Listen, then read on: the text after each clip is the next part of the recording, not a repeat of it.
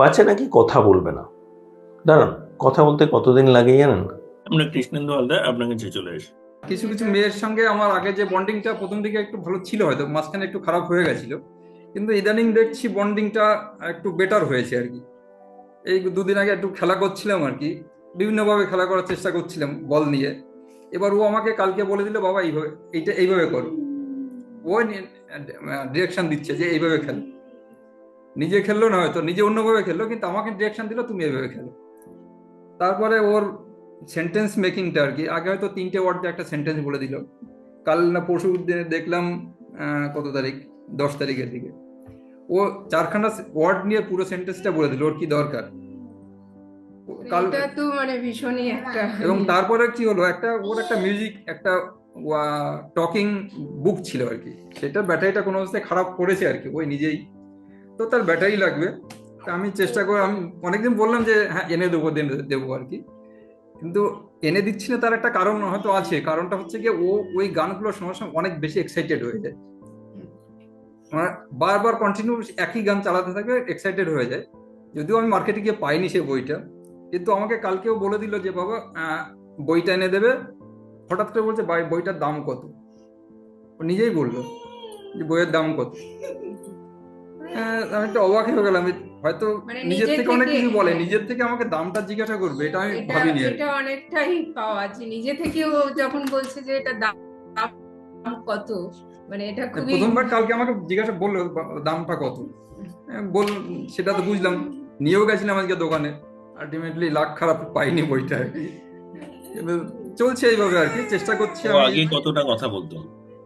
কথা বলতে ওর জিনিস যেটা দরকার সেটা বলে দিত আর কি। মানে 3টে কিন্তু শব্দ। দুটো তিনটে ওয়ার্ড নিয়ে হয়তো একটা সেন্টেন্স বলে দিল, খাবো আমি, ভাত দাও, এই ধরনের কিছু বলতো আর কি। কিন্তু কালকে আমাকে বললো আর কি। পরশুও বলেছে মাম্মাম গদিতে এসে বসো, পুরো 4টে ওয়ার্ড নিয়ে বলেছে মাম্মাম গদিতে এসে বসো। তো এখন ইদানিং কি হচ্ছে, ওকে আগে যেমন হতো অনেক সময় ভয় পেয়ে কিছু ডিমান্ড বেড়ে যাচ্ছে ওর আর কি এখন। যেমন ধরুন কিছু একটা হয়তো দেখলো আর কি, যে কোনো একটা খাবারের দিকে, আমার এই খাবারটা খাবো, সেই খাবারটা যতক্ষণ না ওকে দেওয়া হচ্ছে আর কি, ততক্ষণ আলটিমেটলি শান্তি পরিবেশ থাকে না আর কি। মানে ওটা ওইটাই দিতেই হবে। সবসময় ওর মনের ভিতরে এটা আমাকে ওইটা ওইটা দিলে তবে শান্তি, কোনো রকম টেনশন নেই। কিন্তু প্রবলেমটা হচ্ছে প্রতিদিন আলটিমেটলি ডিমান্ড বেড়ে যাচ্ছে আর কি। মানে ওকে খাওয়ার এটা একটা ওর ইয়ে আছে। মানে যতক্ষণ না সেই জিনিসটা পাচ্ছে আর কি, ততক্ষণ বাবা ওর এই ডিমান্ডটা জিনিসগুলো ফুলফিল সেটেল হচ্ছে। করবে। এই জায়গায় আমি আপনাকে অন্য একটা জিনিস বলবো। আমি আজকের যে আলোচনা সেই জায়গায় ঢুকছি। দেখুন, একটা খুব সিম্পল জিনিস বুঝতে হবে। বাচ্চা, যে কোনো বাচ্চা সেফটি সিকিউরিটি চায়। এই সেফটি সিকিউরিটি আমরা নিজেরা চাই, এটুকু আপনারা মানবেন? হ্যাঁ, আমরা নিজেরা প্রত্যেকে নিজের জন্য সেফটি সিকিউরিটি চাই। ঠিক না ভুল? ঠিক ঠিক। কে কে বলছেন না না না সেফটি সিকিউরিটি লাগবে না? কে কে বলছেন বলুন? চাই কেউ চাই। বলছেন? আমরা চাই সবার চাই। চাই।